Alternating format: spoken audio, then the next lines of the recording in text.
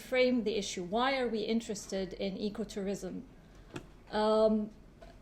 What we have witnessed is basically a new trend in supporting ecotourism as an agent of sustainable development, especially when we are talking about fragile environments. Ecotourism was defined by its impacts, mostly conservation, benefits, learning, engaging, changing behaviors, and all of that. But the problem is that we didn't have any tools to measure these impacts. So how can we say that something is sustainable if we cannot measure it? So what I have tried to do is to develop a general framework for ecotourism sustainability, specifically designed for fragile environment or protected areas, and verify if it really exists in real life. The second step is to develop a tool to measure it.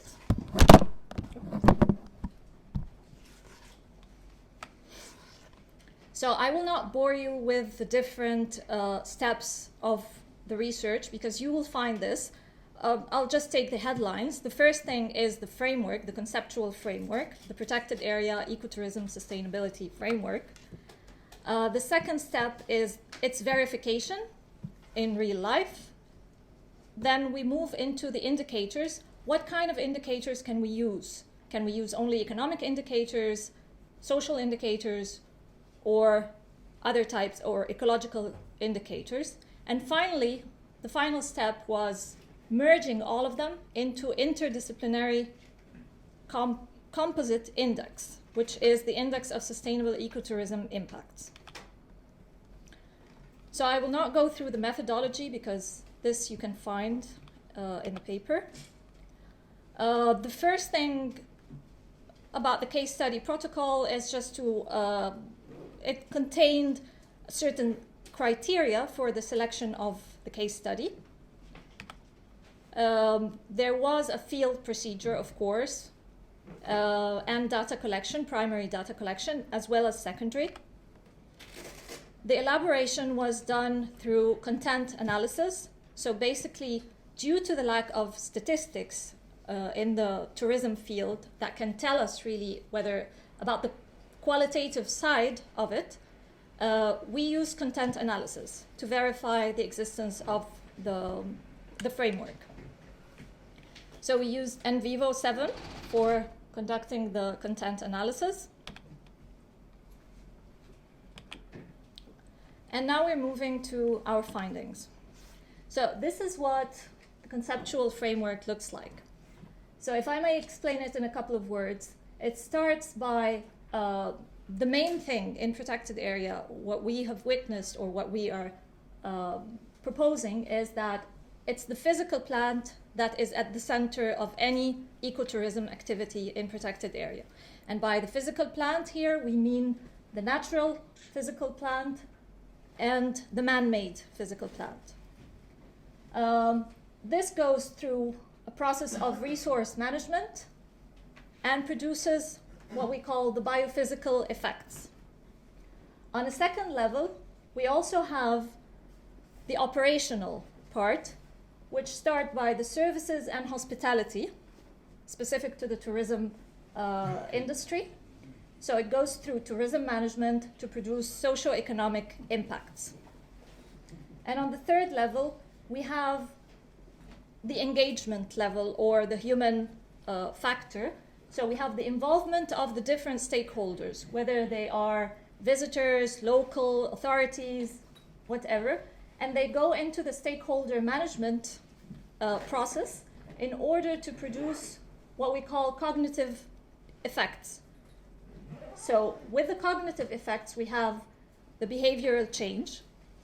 With the socioeconomic, we have, of course, the wealth, the development, the economic part. And with the physical plant or the biophysical effects, we have the ecological impacts. And they all relate together in producing recurrent effects. So in order not to bore you with the numbers that we have found, I'll just go directly to the results. in plain words. So the first thing that we noticed about the physical plant, when we examined the case of Wadi al-Gamal, we found out that cultural heritage represents the first or the most important type of attraction. It starts by the intangible cultural heritage, followed by the tangible cultural heritage. The second attraction was biodiversity, and the third was the natural heritage. Well, that seemed like very logical, but the only problem is that this is a protected area. It was declared as a protected area, I think in 2003, by virtue of laws, the protection laws 102 for the year 83 and 4 for the year 94, to protect biodiversity, which means that we are protecting the wrong attraction. So this is the first challenge that we found. We have cultural heritage, which is our most important attraction, that is left unprotected, whereas we're protecting biodiversity. The second point was about tourism services and management. So when we compared the purpose of ecotourism development, we found that public authorities were mostly interested in the diversification of tourism product and attraction new types of tourists.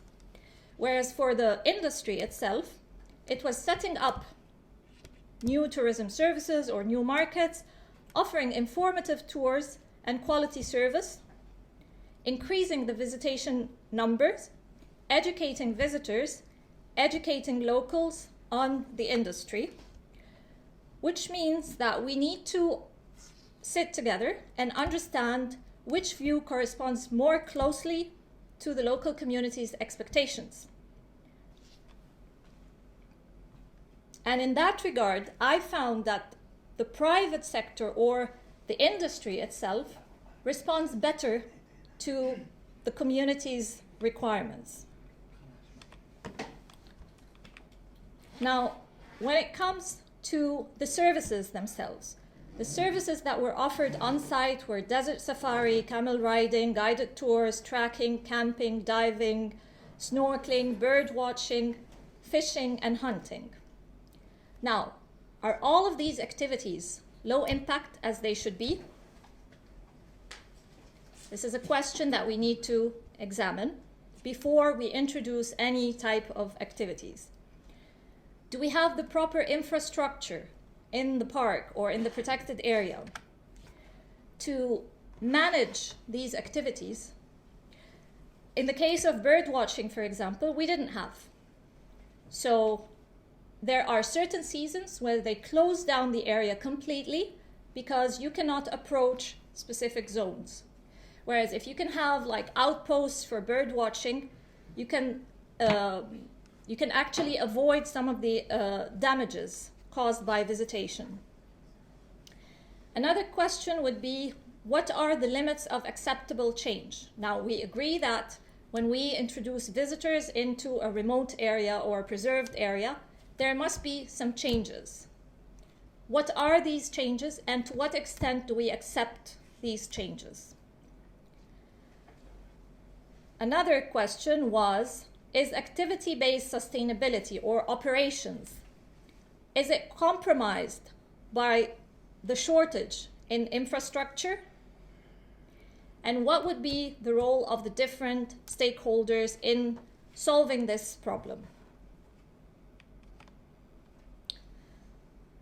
Now, when it comes to the environmental authorities, their role was basically to monitor the compliance of all activities within the protectorate with the law, resource management and site hardening, awareness campaigns to local community, scientific research, nature and culture interpretation, and they were providing a limited supply of tourism services. This came out as a surprise somehow.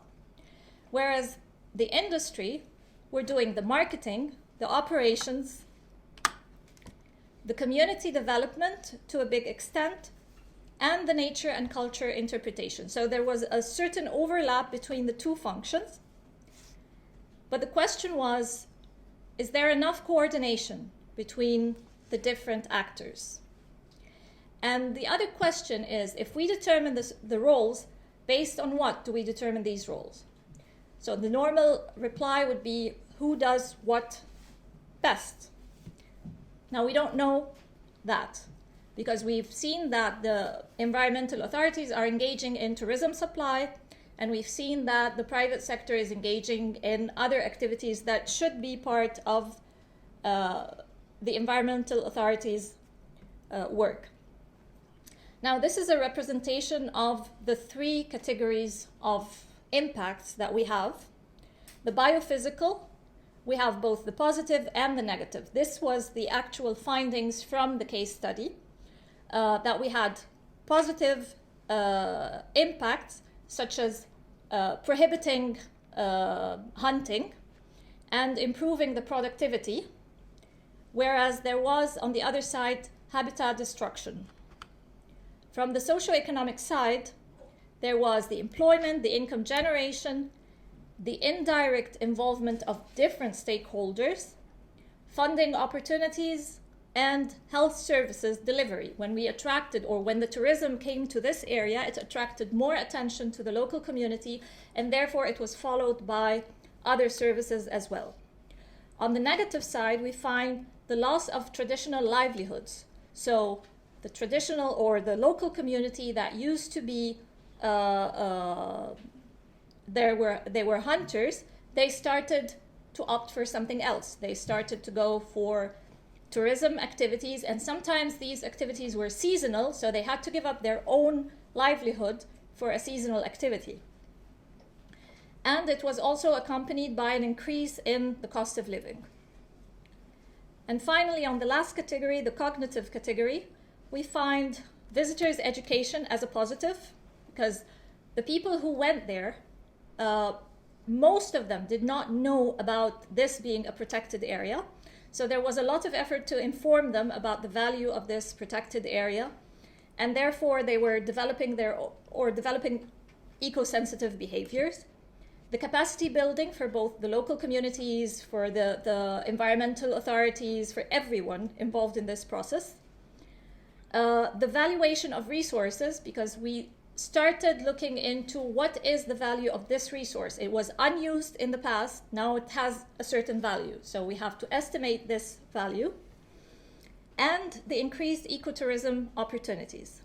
Whereas on the other hand, on the negative side, we find that there was a negative effect of commodification, or turning the culture into a commodity that was served or offered for whoever pays for it. And this brings us to the first challenge, which is leaving the cultural heritage unprotected or ungoverned somehow. And the second negative effect is the possible conflicts over certain resources. Now, the challenge number 5 is community-based ecotourism development compromised by the low level of social development and absence of revenue earmarking mechanism. In the case of Wadi Gimel, they were still thinking of introducing park fees. It was not implemented yet. It is still not implemented. It is still under study for a very long time. It's they are finding difficulty in setting this structure. But the good news is that we have a new section that is totally devoted in the Ministry of Environmental Affairs, that is totally devoted to this project. So they are developing similar ideas in all protected areas, in making them self-financing. The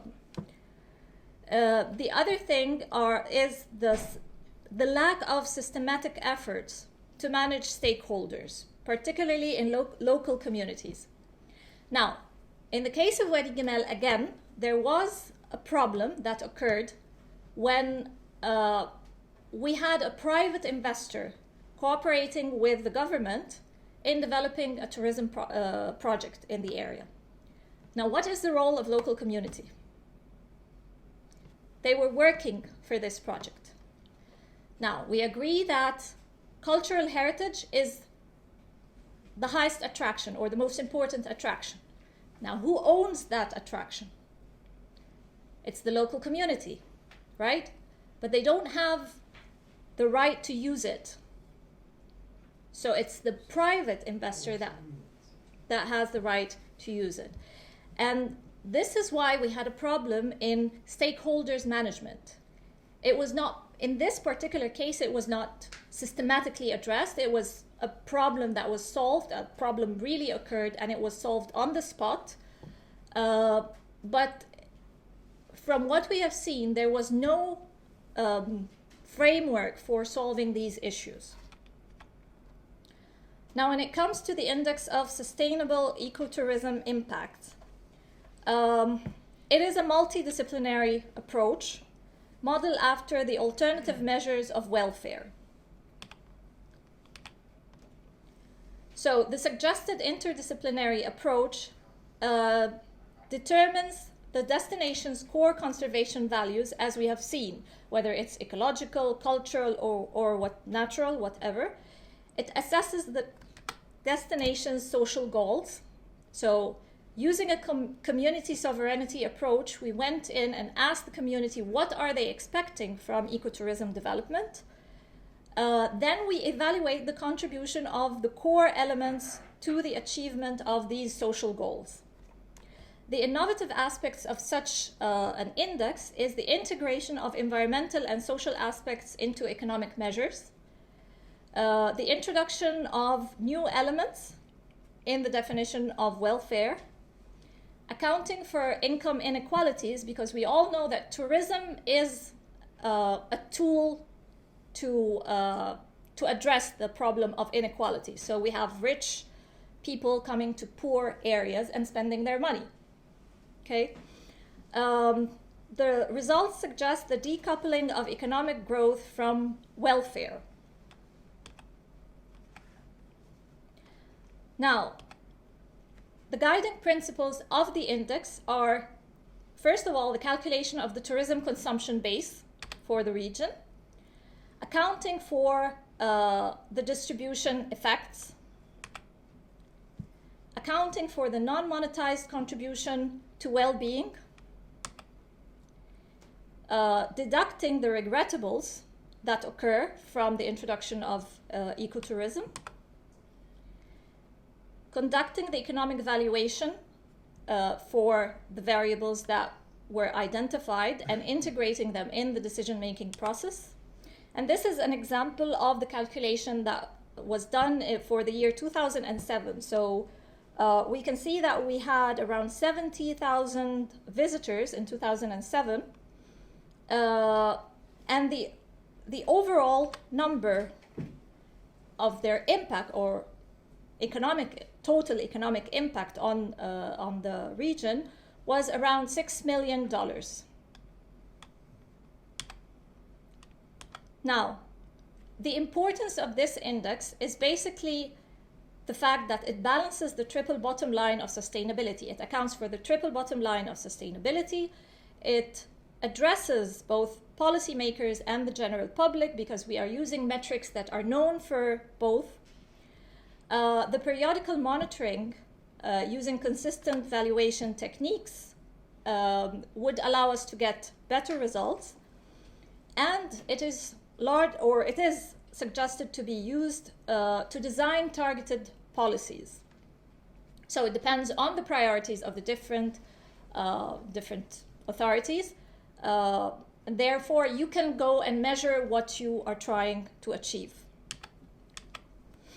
Now, this slide is probably a summary of the whole idea, that the idea of sustainability, that we did not receive this land from our forefathers, we have only borrowed it from our children. And the second point is that when you can measure what you are speaking about and express it in numbers, you know something about it. Thank you.